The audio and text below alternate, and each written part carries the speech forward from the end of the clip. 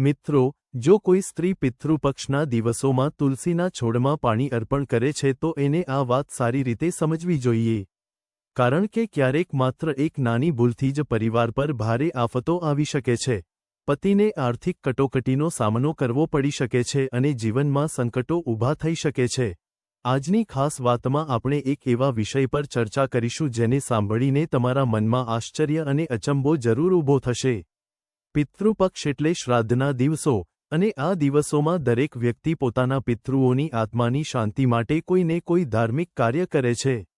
કોઈ દાન આપે છે, કોઈ તર્પણ કરે છે, તો કોઈ વિવિધ પ્રકારના ઉપાય કરે છે. પણ શું તમે ક્યારેય વિચાર્યું છે કે જ્યારે પિતૃપક્ષના આ 16 દિવસ ચાલી રહ્યા હોય ત્યારે તુલસીના છોડમાં પાણી આપવાથી સકારાત્મક કે નકારાત્મક કયા પરિણામો મળી શકે? આ અસર ક્યારે શુભ હોય છે અને ક્યારે અશુભ બની જાય છે? ભારતીય ઘરોમાં તુલસીનો છોડ લગભગ દરેક જગ્યાએ જોવા મળે છે. રોજબરોજ મોટાભાગની મહિલાઓ તુલસીમાં પાણી અર્પણ કરે છે, સાંજે દીવો પ્રગટાવે છે. પણ પ્રશ્ન એ છે કે પિતૃપક્ષના આ પૂરા 16 દિવસ, જે સંપૂર્ણપણે પૂર્વજોને સમર્પિત છે, તે સમયગાળામાં તુલસીમાં પાણી આપવું યોગ્ય છે કે નહીં? અને જો આપવું હોય તો કઈ સાવધાનીઓનું પાલન કરવું જોઈએ? વિડિયોમાં આગળ વધતા પહેલા જો તમે ઈચ્છો છો કે પિતૃદેવની કૃપા સદાય તમારા અને તમારા પરિવાર પર રહે, પિતૃદેવનો આશીર્વાદથી તમે ખૂબ ઉન્નતિ કરો અને આગળ વધો, તો કમેન્ટ બોક્સમાં જઈને તરત જ જય પિતૃદેવ તથા તમારી કુળદેવીનું નામ જરૂર લખો. આજની વાતચીતમાં તમને વિગતવાર જાણકારી મળશે, એટલે આ વિડિયો માહિતીને અંત સુધી જરૂર વાંચજો.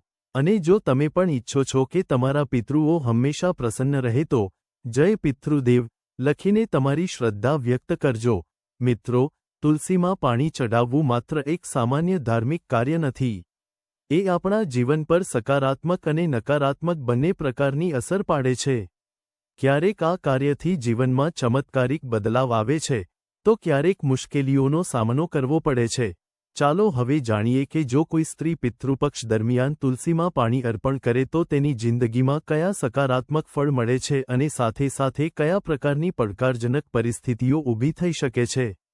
કારણ કે અજાણતા જ આપણે ઘણા એવા કામો કરી બેસીએ છીએ, જે ક્યારેક તો શુભ સાબિત થાય છે પણ ક્યારેક ખૂબ અશુભ અસર કરે છે. સૌથી પહેલા આપણે ચર્ચા કરીશું સકારાત્મક અસર વિશે, કે પિતૃપક્ષ દરમિયાન તુલસીમાં પાણી અર્પણ કરવાથી કયા સુખદ પરિણામો મળી શકે છે. મિત્રો, ખૂબ ધ્યાનપૂર્વક અમારી વાત સાંભળજો. જો તમે આ વિડિયોને અંત સુધી જોશો તો તમારા મનમાં ઉદ્ભવેલા અનેક પ્રશ્નોના જવાબ તમને મળી જશે. અને એક વાત તો નિશ્ચિત છે કે પિતૃપક્ષ પૂર્ણ થયા બાદ તમારા પિતૃઓ તમને આશીર્વાદ આપી જ જશે. તેથી વિનંતી છે કે આ વિડિયો અંત સુધી અવશ્ય જોવો. તુલસીના વૃક્ષને આપણા ધર્મમાં માતૃત્વનું સ્થાન આપવામાં આવ્યું છે. ખાસ કરીને પિતૃપક્ષના પવિત્ર દિવસોમાં તુલસી પર જળ અર્પણ કરવામાં આવે તો પિતૃઓની આત્માને શાંતિ મળે છે.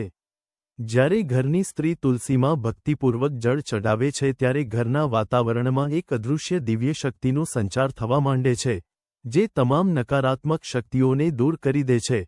જેમ જ તમે સવારમાં સ્નાન કરીને શુદ્ધ મનથી તુલસી માતાને જળ અર્પણ કરો છો, તેમ જ ઘરમાં સકારાત્મક ઊર્જાનું તરંગ શરૂ થાય છે. આ સકારાત્મક આવર્તનના કારણે ચારે તરફ શાંતિ અને આનંદ છવાઈ જાય છે.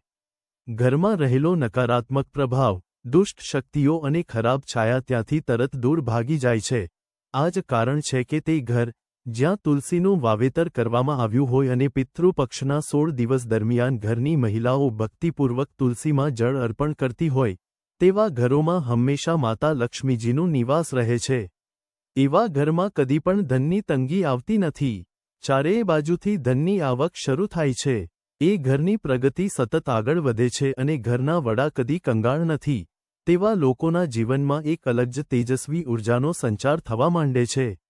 ધંધામાં, નોકરીમાં કે કારકિર્દીમાં સતત સફળતા મળે છે. અટકેલી આવક અચાનક શરૂ થાય છે. સંતાનના અભ્યાસમાં આવી રહેલી અડચણો દૂર થાય છે. પરિવારના સભ્યો વચ્ચે મજબૂત પ્રેમ વધે છે. ઘણા પરિવારોમાં આવું પણ જોવા મળે છે કે વર્ષો સુધી સંતાનનો અભાવ હતો, અનેક ઉપચાર અને દવાઓ છતાં સંતાન પ્રાપ્તિનો યોગ નહોતો બનેલો. પરંતુ પિતૃપક્ષ દરમિયાન તુલસી માતાને સાચી શ્રદ્ધા અને ભક્તિથી જળ અર્પણ કરવાથી સંતાનયોગ પ્રબળ બની જાય છે. માત્ર એટલું જ નહીં, તુલસીની ઉપાસના દ્વારા માતૃત્વનો આશીર્વાદ પણ પ્રાપ્ત થાય છે, જેના કારણે વહેલા જ સંતાન સુખ મળે છે અને ગોદ ભરાઈ જાય છે. આ રીતે તુલસીના પૂજનથી માત્ર પિતૃઓને શાંતિ જ મળતી નથી પરંતુ ઘરમાં સુખ, શાંતિ, પ્રેમ અને સમૃદ્ધિનો પ્રવાહ સતત ચાલુ રહે છે. મિત્રો, દરેક વસ્તુના હંમેશા બે પાસા હોય છે.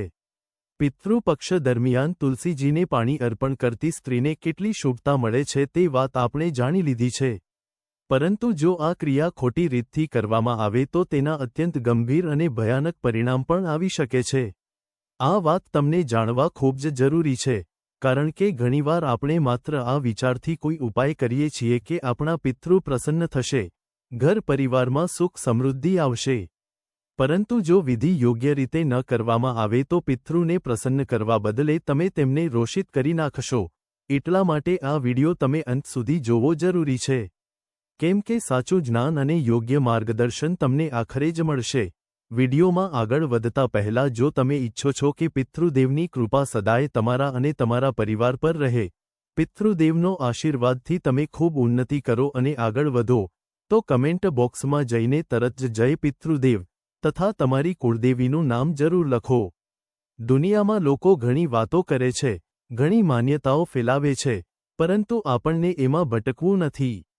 આપણને સાચા ગુરુની સલાહ માનવી છે અને સતર્ક રહીને જ આગળ વધવું છે.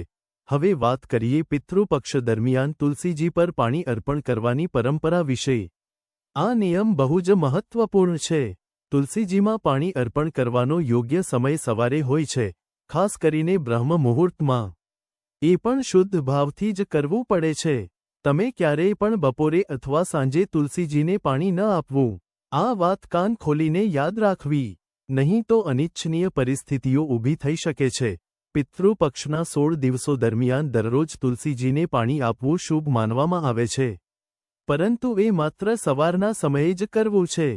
જો બપોર કે સાંજે આ કાર્ય કરવામાં આવે તો આશીર્વાદની જગ્યાએ નુકસાન જ શરૂ થઈ શકે છે.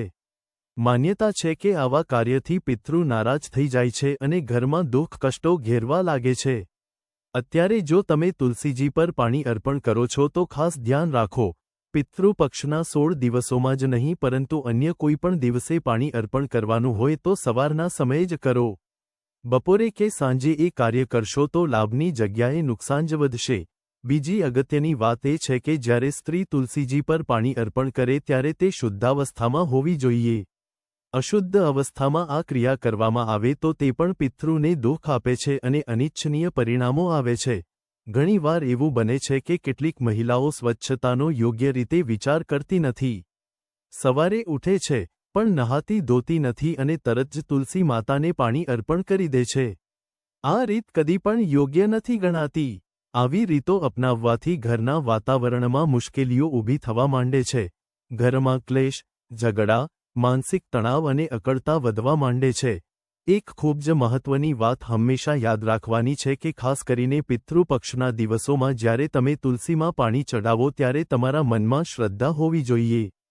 ભાવ સારો હોવો જોઈએ.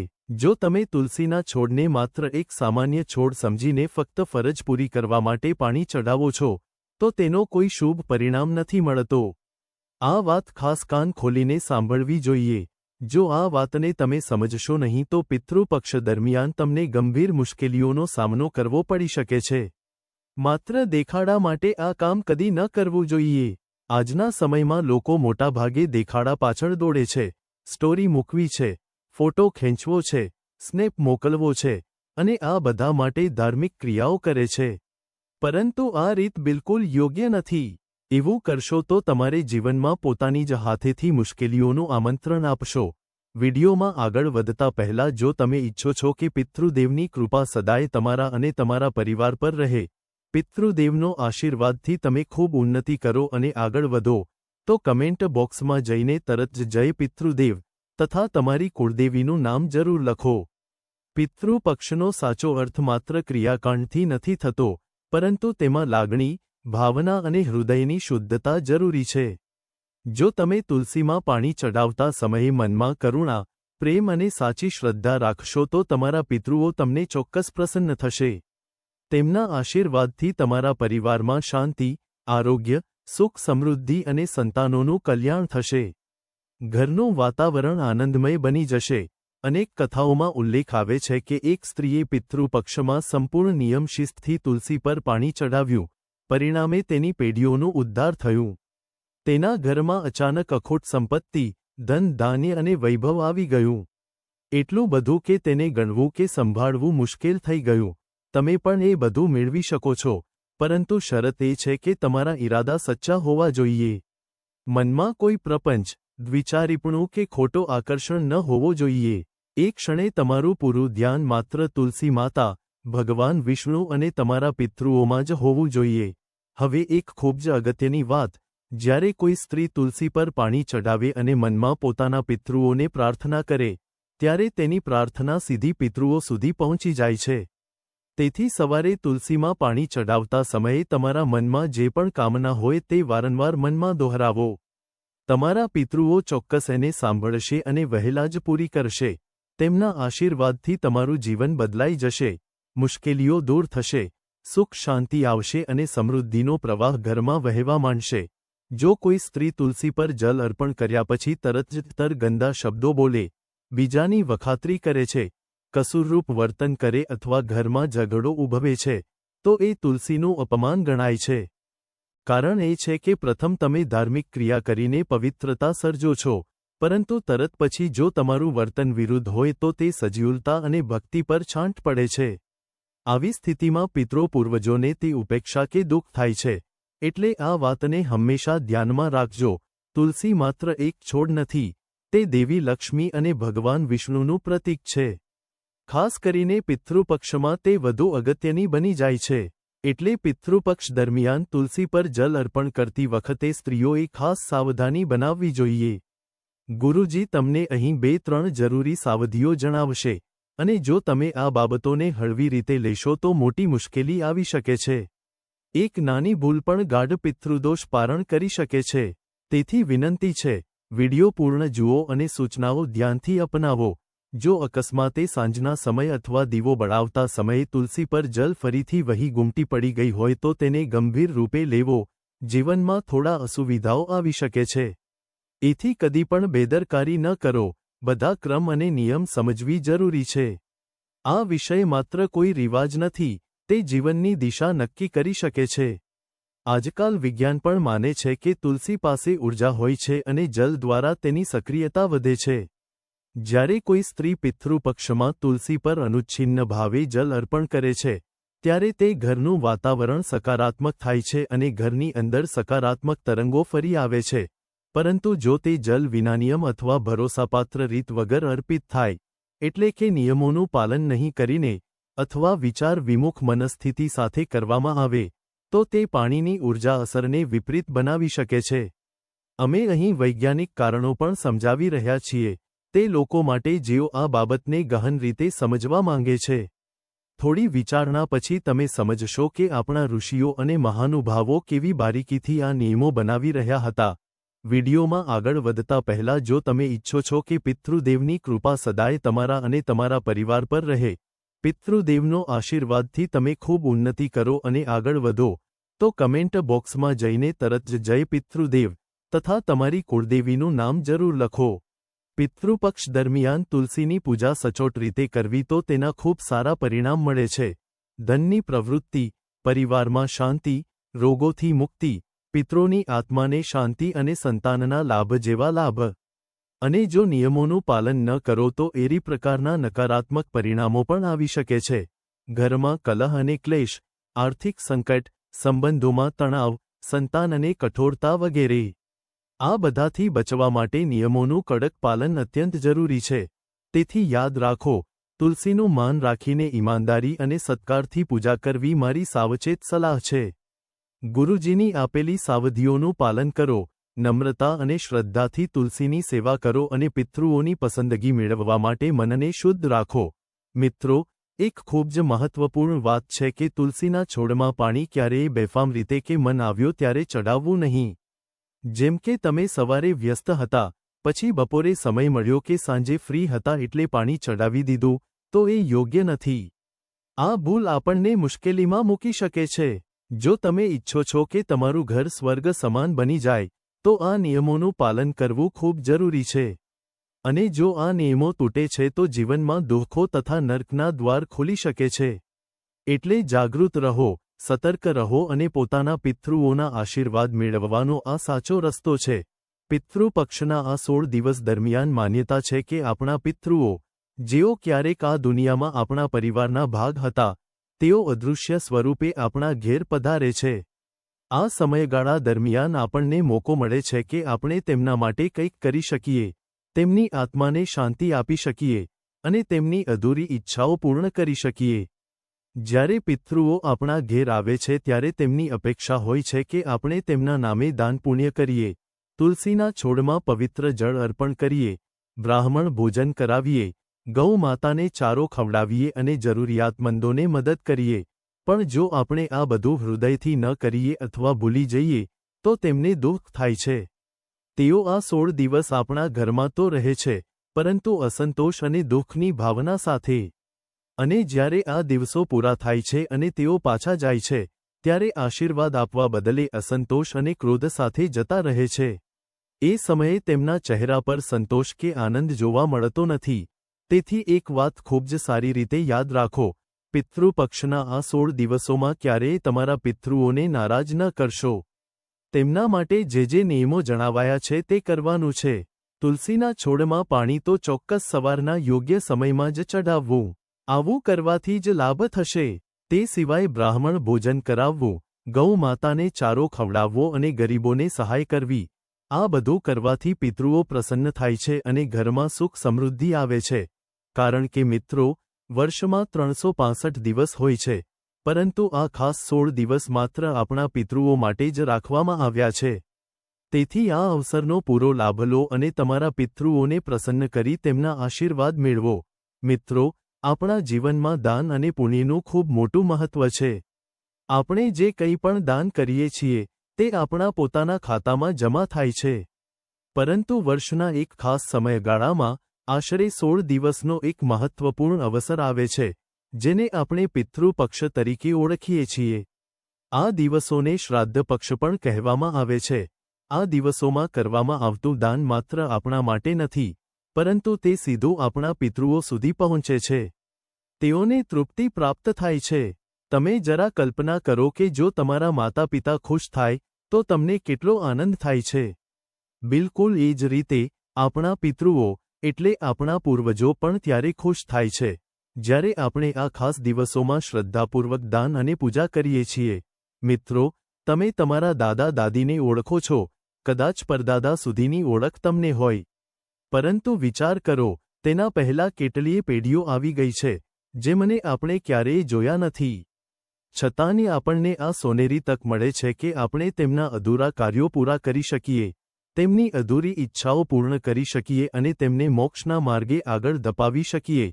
કહેવામાં આવે છે કે આ પિતૃપક્ષનો સમય આપણા ભાગ્યને બદલવાની શક્તિ ધરાવે છે. આ દિવસોમાં કરવામાં આવેલા સાચા અને શુદ્ધ કાર્યનો પ્રભાવ આપણા જીવન પર તરત જ દેખાવા માંડે છે. હવે એક ખાસ વાત, જો તમે આ દિવસોમાં તુલસીના છોડમાં પાણી અર્પણ કરો છો, તો એ સમયે તમારો ભાવ સંપૂર્ણ શુદ્ધ હોવો જોઈએ. યોગ્ય સમય, નિયમો અને પવિત્રતા એ બધું જ પાલન કરવું જરૂરી છે. જો અશુદ્ધતા, ગંદકી કે સમયની અવગણના થશે, તો એ પિતૃઓને સ્વીકાર્ય નહીં બને.